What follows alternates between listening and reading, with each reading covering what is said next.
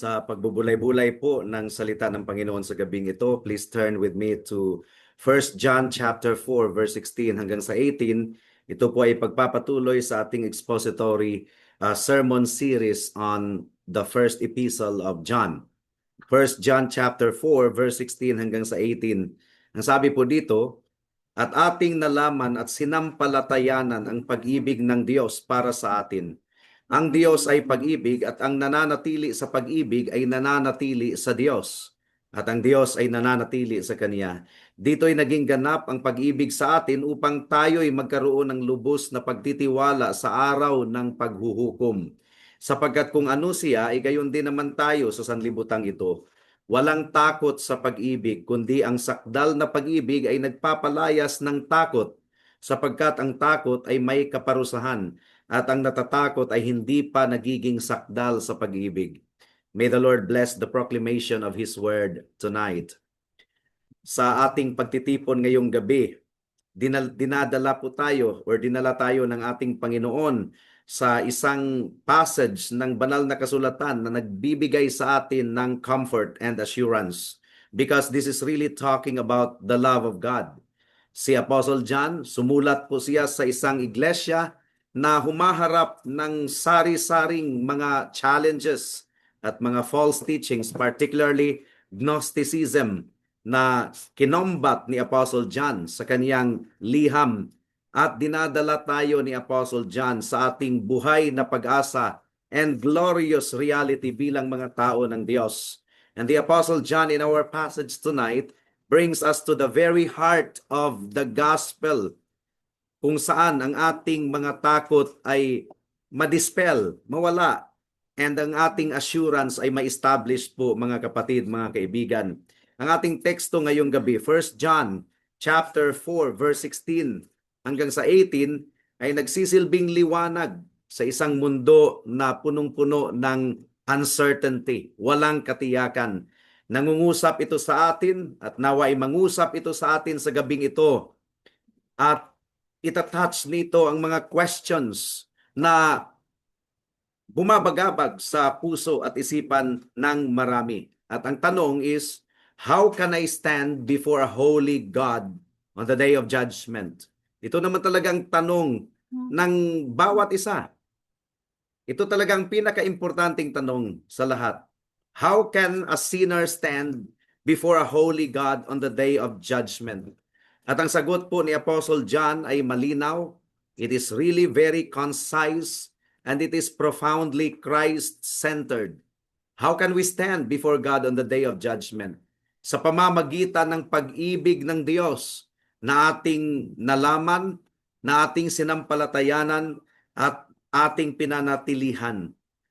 Ating ituon ang ating mga mata sa salita ng Panginoon ngayong gabi at unawain natin ito sa tulong ng banal na Espiritu, hindi lamang bilang theological propositions, but a life-transforming truth for those who are in Christ Jesus.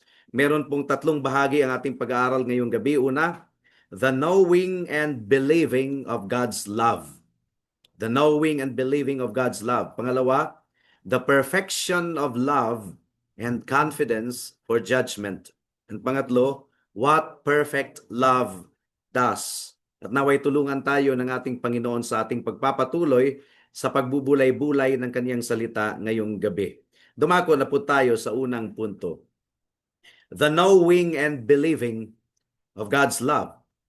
Now, inumpisahan po ni John ang verse 16 sa pamamagitan ng isang declaration of certainty. Meron talagang katiyakan. Verse 16, at ating nalaman at sinampalatayanan ang pag-ibig ng Diyos para sa atin. Ang Diyos ay pag-ibig at ang nananatili sa pag-ibig ay nananatili sa Diyos at ang Diyos ay nananatili sa Kanya. Hindi po ito casual acquaintance, hindi ito intellectual understanding. Itong sinasabi po ni Apostle John, at ating nalaman at sinampalatayanan. This knowing and believing, bunga po ito ng banal na Espiritu, pagkilos ng Diyos sa atin. And how do we come to truly know and believe such love of God na hindi natin kayang arukin. Ito ay sa pamamagitan ng pagkilos ng banal na Espiritu. It is through the effectual ministry of the Holy Spirit. Una, sa ating regeneration. Alam po natin na sa ating natural na kalagayan, tayo ay patay. Patay sa kasalanan. Hindi po natin ma-discern ang pag-ibig ng Diyos. Hindi natin maaring yakapin ang Diyos sa pamamagitan ng ating natural perception. Ayaw natin sa Panginoon. Pero sa pamamagitan ng banal na Espiritu, sa kanyang soberanong biyaya, umilos po siya sa ating patay na kaluluwa at binigyan niya ito ng buhay, quickened by the Holy Spirit. And this is the miracle of the new birth, regeneration. Tayo ay naging bagong nilalang. Kaya totoo ang sinasabi ng 2 Corinthians 5:17, isang popular na passage ng Biblia na nagsasabing, kaya't kung ang sino man ay na kay Kristo, siya ay bagong nilalang. Ang mga lumang bagay ay lumipas na, tingnan ninyo, ang lahat ay naging bago. Pagkilos po ito ng banal na Espiritu. In fact, pinangako na po ito ng Panginoon sa pamamagitan ni Ezekiel. Sa Ezekiel 36 verse 26 na nagsasabing, bibigyan ko kayo ng bagong puso at lalagyan ko kayo ng bagong espiritu sa loob ninyo. Aking aalisin ang batong puso sa inyong laman at aking bibigyan kayo ng pusong laman. It is this new heart, itong bagong puso na ito na ipinagkaloob ng banal na espiritu. It is this new heart that enables us to perceive spiritual realities. Remember, ang mga bagay na spiritual ay hindi natin kayang unawain, but it is by the power of the Holy Spirit that we are able to perceive spiritual realities. Now, higit pa sa bagong buhay na ipinagkaloob ng Diyos sa atin, ang Diyos din ay nagkakaloob sa atin ng illumination, pagliliwanag sa ating isipan concerning the things of God. Nung wala pa tayo kay Kristo, ilang beses na po tayong nakapakinig ng preaching, ng sermon. Ingay lang yon sa atin. Or parang entertainment kung magaling ang isang preacher na nangangaral. But we never understood the spiritual reality of the message because the things of God are spiritually discerned. Please turn to 1 Corinthians chapter 2 verse 14. Unang Korinto kapitulo 2 bersikulo 14. Ang sabi po dito, ngunit ang taong hindi ayon sa Espiritu ay hindi tumatanggap ng mga bagay ng Espiritu ng Diyos, sapagkat ang mga iyon ay kahangalan sa kaniya at hindi niya iyon nauunawaan, sapagkat ang mga iyon ay nauunawaan sa pamamagitan ng Espiritu. Masaklap ang ating kalagayan before. Hindi lang sa hindi natin naunawaan ang mga spiritual things, itinuring pa natin itong kahangalan, foolishness. Pinagtawanan natin. But the Spirit opened our eyes in regeneration, enabling us to truly know God's love. Hindi lamang intellectually, but experientially. And the good news is this, ang pagkilos ng banal na Espiritu hindi lamang po one-time event, kundi nagpapatuloy. Hindi po kumilos ang banal na Espiritu at tumigil sa regeneration, kundi nagpapatuloy ang banal na Espiritu na kumikilos sa buhay ng mga tao ng Diyos in His ministry of preservation. Pinipreserve tayo ng banal na Espiritu sa karunungan at pananampalataya at tinitiyak ng Diyos na tayo ay magpapatuloy. In other words, we are kept by the power of God. If it were not because of the power of God, matagal na po sana tayong tumalikod mula sa Diyos. Now, paano natin nalaman ang pag-ibig ng Diyos? Paano ito dinemonstrate ng Panginoon sa atin? At ang demonstration ay naunawaan natin spiritually by the work of the Holy Spirit. But what was the demonstration of the love of God? The ultimate demonstration is the incarnation of His Son, Jesus Christ, and His atoning work doon sa cross ng Kalbaryo. Yun talaga ang grand exhibition of the love of God. Ang sabi po ng John 3:16, at very common passage po ito, "For God so loved the world that He gave His only Son, that whoever believes in Him should not perish, but have eternal life." So ang pagbigay ng Diyos sa Kanyang anak, ang pinaka-exhibition ng Kanyang pag-ibig sa Kanyang mga tao. At inulit ito ni Apostle Paul sa Romans chapter 5 verse 8. Sabi po dito, "But God shows His love for us in that while we were still sinners, Christ died for us." So this was the greatest demonstration of the love of God. Of course, ang mga unbelievers, alam nila historically that Jesus Christ died on the cross of Calvary, but they can never understand the spiritual implication of it. Ang nakakaunawa lamang nito ay ang mga elect ng Diyos na kinilusan ng banal na Espiritu. Naunawaan po natin ang sinabi ng Romans 8:32. Please turn there. Romans 8:32. Ang sabi po dito, "He who did not spare His own Son, but gave Him up for us all, how will He not graciously give us all things with Him?" God is love. God is love. Hindi lamang po ito attribute ng Diyos, but this is really the essence of His being. Hindi naman sinabi ng Biblia na God has love. Hindi yan ang sinabi ng Biblia. God has love.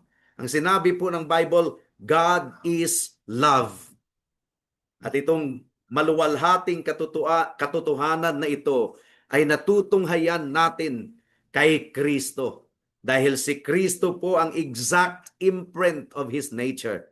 So when the Bible says God is love, paano natin ito maunawaan at paano natin ito matutunghayan? If we study Jesus Christ, if we come to know Jesus Christ, if we come to know Christ, then we come to know God, because He is the exact imprint of His nature. And if we come to know the love of Christ, His compassion to sinners like you and me, then we come to know God, because Jesus Christ is the exact imprint of His nature.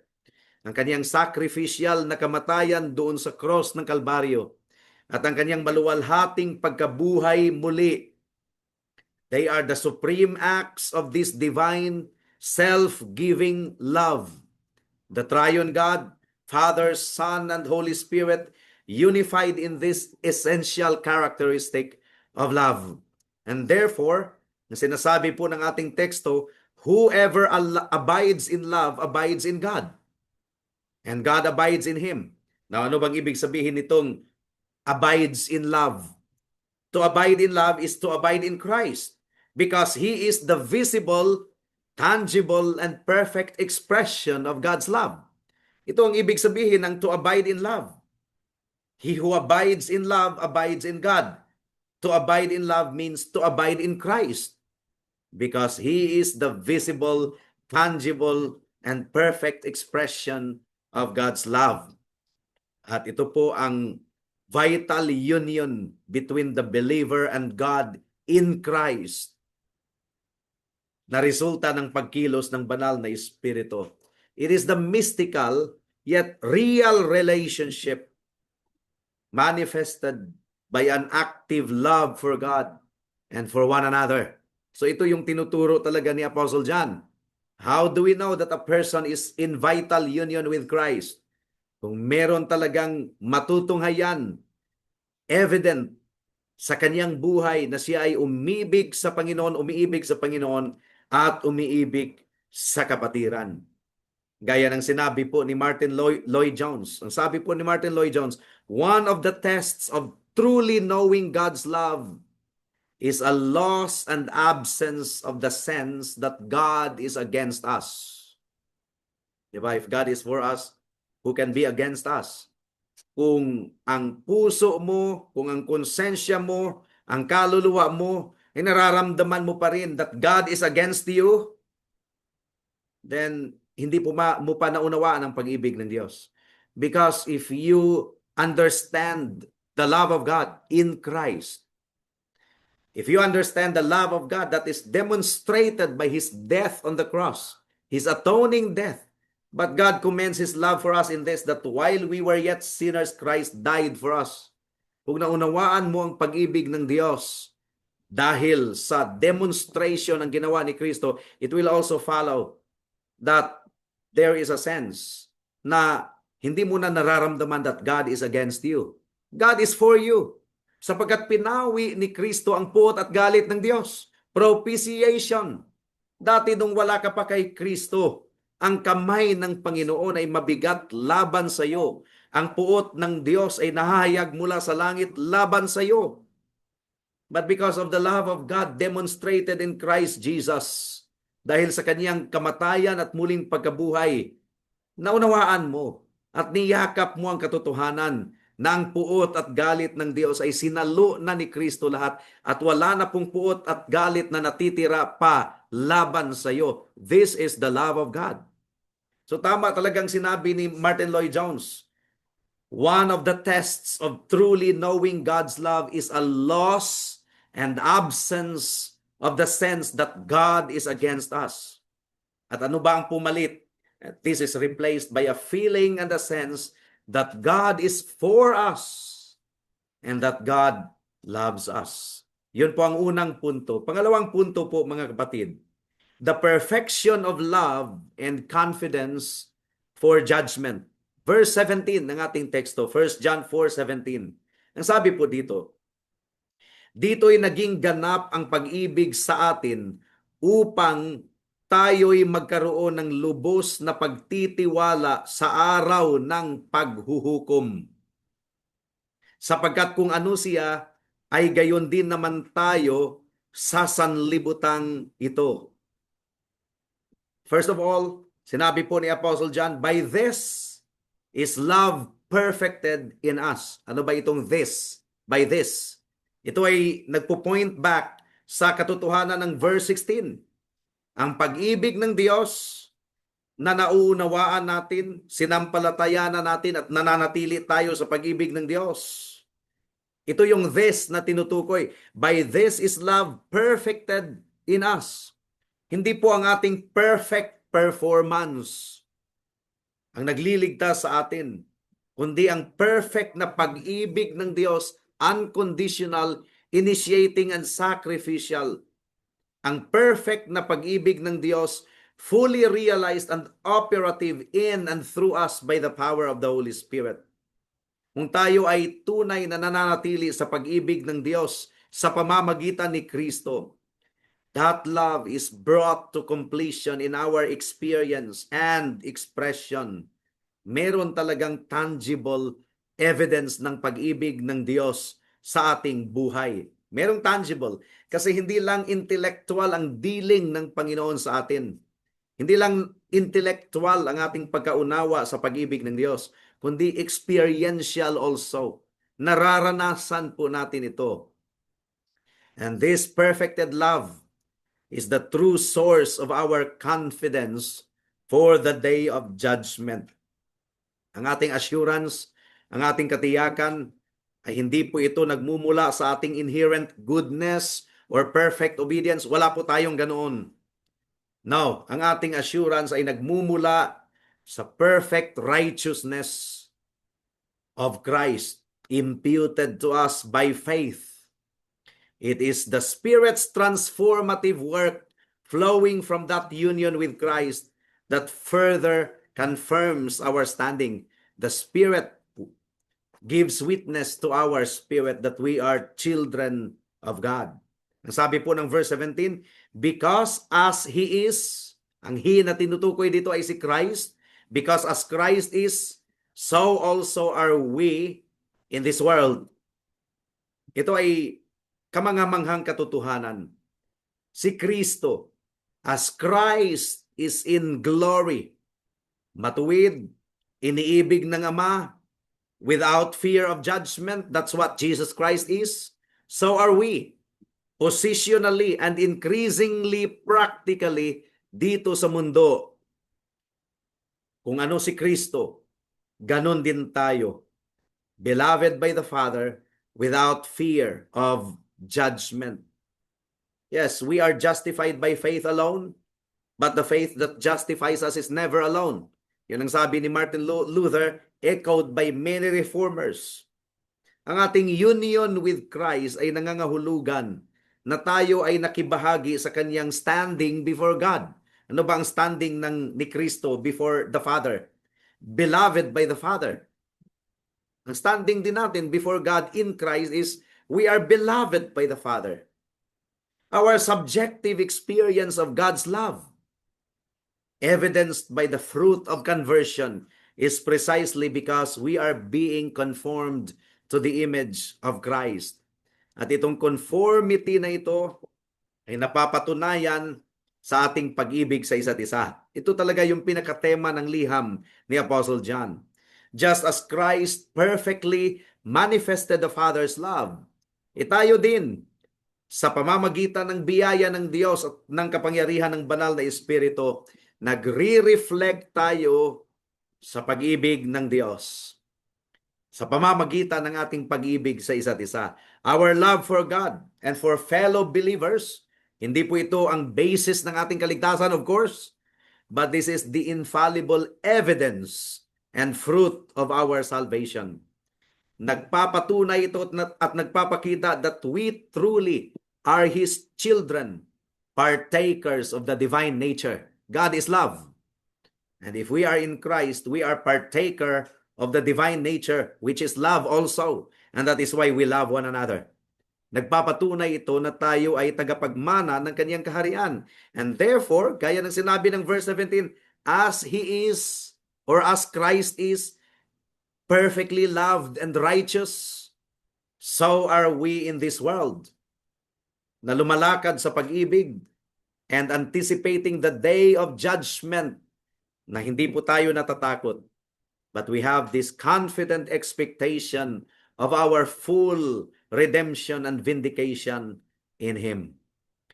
Pangatlong punto at panghuli, verse 18. Ano ba ang ginagawa ng perfect love sa atin? Si Jesus Christ ito, perfect love. What perfect love does? Ang sabi po ng verse 18, walang takot sa pag-ibig, kundi ang sakdal na pag-ibig ay nagpapalayas ng takot, sapagkat ang takot ay may kaparusahan, at ang natatakot ay hindi pa nagiging sakdal sa pag-ibig. Now, what does it speak about? It speaks to the very nature of God, for God is love. And to be in love is to be in God, and in Him there is no room for paralyzing grip of punishment-related fear. Hindi na tayo natatakot.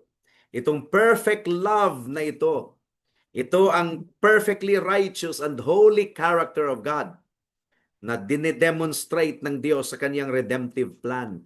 Ang Diyos sa kanyang soberanong biyaya at pag-ibig na hindi po natin kayang arukin, nag-provide po siya ng substitute upang maging propitiation sa ating kasalanan. Propitiation means pampawi ng galit.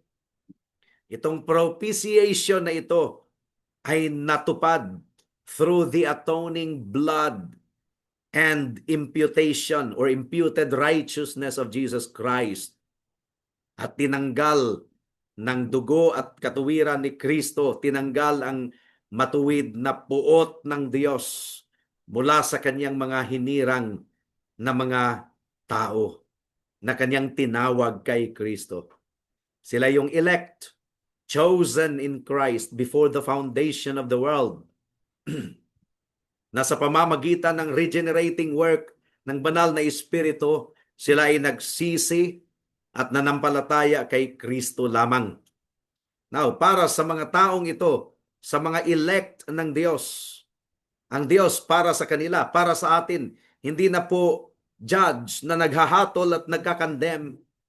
Sino ba ang Diyos para sa atin? He is now the just justifier. Ang Diyos, ang ating loving, merciful Father. And Jesus Christ is our loving and merciful Savior. Hindi lang lamang tayo na-acquit mula sa puot at galit ng Diyos, paghahatol, but we are redeemed by God's glorious love. Na ayon pa sa Romans 1:5:5, shed abroad in their hearts by the Holy Ghost. Itong pag-ibig ng Diyos ang nagtatransform sa atin mula sa hateful individual, characterized by hatred. Diba? Nung wala pa tayo kay Kristo, we were hateful and hating one another. Sarili lang natin ang ating iniibig. Pero ngayon, we now have genuine love for God and for our neighbors, for our fellow believers most especially. Hindi na po tayo alipin pa sa fear of judgment. For our union with Christ ay nagdulot po sa atin ng bunga ng pag-ibig at napapatunayan po ito sa ating bagong pagkatao. So ang takot na tinutukoy ni Apostle John dito, hindi po yung reverential awe of God's majesty. Ito yung healthy fear of the Lord. Kailangan po nating lahat ito. The fear of the Lord is the beginning of wisdom.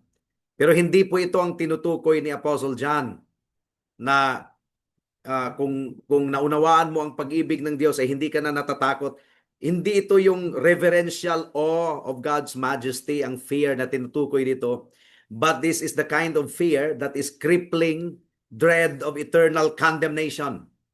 Wala na yan sa mga tao ng Diyos. Ang sabi ni Apostle John sa verse 18, for fear has to do with punishment. So this is the kind of fear na tinutukoy ni Apostle John. Yung may kinalaman sa punishment. Kung ikaw ay na kay Kristo, you no longer fear God's eternal punishment. Sapagkat si Kristo ang pinarusahan. Siya na ang uminom sa kabuuang kopa ng puot at galit ng Diyos. Si Jesus Christ ang tumanggap sa lahat ng divine justice on account of our sin. And therefore, kung ikaw kaibigan ay pinangungunahan at pinamumunuan pa rin ng takot na ito, fear concerning eternal condemnation, gaya ng sinasabi ng 1 John 4:18, it indicates that you have not been perfected in love. Now, dalawang paraan ang interpretation nito. It's either you are not a true believer in the Lord Jesus Christ at hindi mo pa talaga naranasan ang saving power of God's perfect love. Or kung ikaw ay tunay na mananampalataya, hindi mo pa nag-grasp ng lubusan ang bigat ng transformative na kahulugan ng pag-ibig ng Diyos and the completeness of Christ's finished work in your Christian life. Now imagine na meron pong isang batang maliit na malikot, punong-puno ng energy, at siya ay naglalaro doon sa marketplace. Ang market, marami pong mga tao, pero napaka-chaotic at kung ang bata ay hindi mag-ingat ay maring maligaw at mawala. Maraming dangers doon sa palengke. May mga carts, may mga vendors doon, may mga strangers na naglalakad. At ang bata, ang maliit na bata sa kanyang excitement, siya po ay maaring mabangga ng pedicab or mabangga ng cart. And then suddenly, meron pong isang kamay na humatak sa kanya. Yung mga kamay na yon ay punong-puno ng pag-ibig. Na talagang hinahawakan ng mahigpit ang kanyang braso. Kamay po ng kanyang tatay. Now, ang anak ba ay matatakot sa kamay ng kanyang tatay? Of course not. Kahit mahigpit pa ang paghawak or paghatak ng tatay sa kanyang anak, ang anak ay hindi po matatakot sa kamay ng kanyang tatay. The father's hand comforts him, protects him, and guides him. Ang kamay ng tatay na malakas na humahawak sa kanyang anak doon sa marketplace ay punong-puno ng pag-ibig. Hindi po ito source ng punishment-related fear, but it is a source of profound security. The Father's love, expressed in the protective grip, ay nagtataboy ng lahat ng takot sa puso at isipan ng anak doon po sa palengke na siya ay naliligaw or naglalaro at muntik ng mabangga ng mga cart. Ang child ay nagtitiwala sa mga kamay ng kaniyang tatay na siyang maglilid sa kaniya tungo sa safety at hindi tungo sa condemnation. Ganon ang perfect na pag-ibig ng Diyos sa atin kay Kristo. Dito sa mundong ito, iba't ibang uri po ng danger, mga panganib ang ating kinakaharap. Araw-araw, gabi-gabi, inaakusa tayo ni Satanas.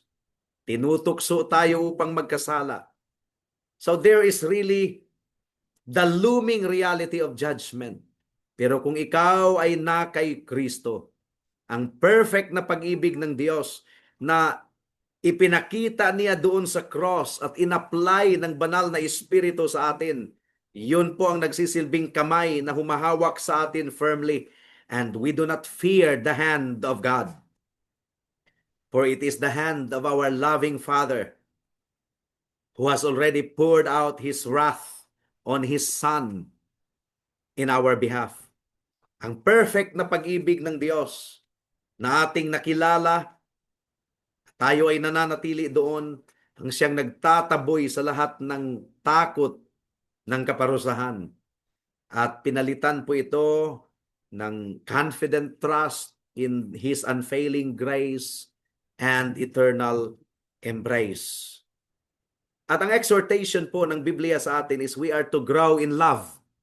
And if we grow in love, meaning to say, we will grow in our knowledge of Christ. Because Christ is the exact representation or replica of the Father's glory. God is love.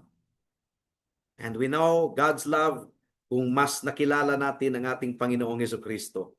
So when the Bible exhorts us to grow in love, it means grow in your knowledge of Christ.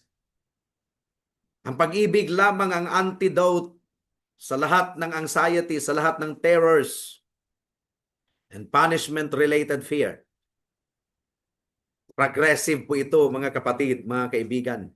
Progressive ang ating paglago sa pag-ibig ng Diyos.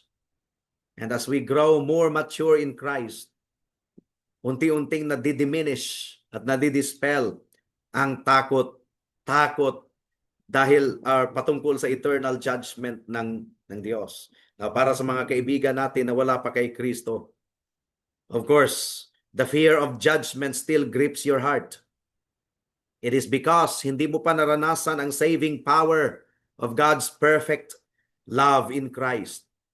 Kaya ang hamon sa iyo, kaibigan, magsisi ka mula sa kasalanan mo, pagsisihan mo ang kasalanan mo, at ilagak mo ang buong pananalig at pagtitiwala mo kay Kristo lamang.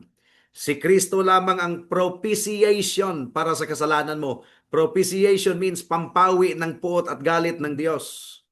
Si Kristo ang sumalo sa lahat ng puot at galit ng Diyos, that sinners like you and me can be delivered from that kind of fear. Do not delay, kaibigan. Do not delay. Huwag kang mag-delay. Because today is the accepted time. Today is the day of salvation. Para sa mga kapwa mananampalataya, of course, ikaw ay anak ng Diyos. Ako ay anak ng Diyos. Pero may mga times pa rin na nag-i-struggle tayo sa fear. May mga times na inaatake tayo ng pagdududa patungkol sa ating standing in the sight of God. Delve deeper into the unmerited perfect love of God. Patuloy nating pagbubulay-bulayan ang finished work ng ating Panginoon doon sa cross ng Kalbaryo. Let us abide in Him. Let the truth of as He is, so also are we in this world, ay mag-sink deeply sa ating kaluluwa. Let us cultivate our love for God at para sa ating mga kapatiran, brothers and sisters in the Lord. Dahil ito po ang evidence ng pag-ibig ng Diyos ay nagiging ganap sa atin. And this is the ground of our confidence sa araw ng paghahatol. Kaya ang tanong po ni Martin Lloyd-Jones, do you have a conscious regret that your love for Him is so poor combined with a desire to love Him more? Diba? Yung realization na ang ating pag-ibig sa Diyos ay napaka-poor, pero meron tayong desire to love Him more. Be comforted. This desire itself is evidence of His work within you. that you desire ng pag-ibig mo para sa Kanya ay ma-increase, this is an evidence of His work within you.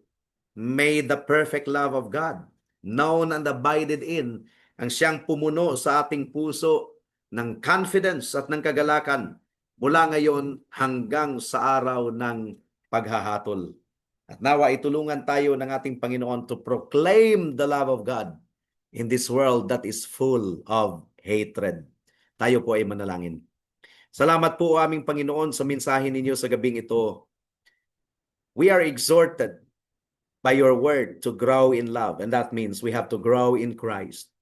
We have to search for Christ in the pages of the scriptures. We have to be Christ-centered in our perspective and outlook because He is the exact imprint of the Father's glory.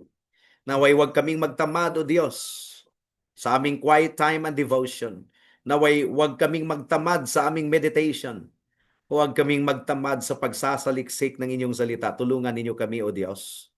At sa mga wala pa kay Kristo, naway makita nila na si Kristo lamang ang tanging pag-asa upang ang puot at galit ninyo laban sa kanila dahil sa kanilang kasalanan ay mapawi. Pinawi na ito ni Kristo doon sa cross ng Kalbaryo. May the Holy Spirit apply this truth in their hearts, O God. Ito po ang aming samo at dalangin sa pangalan ni Jesus. Amen.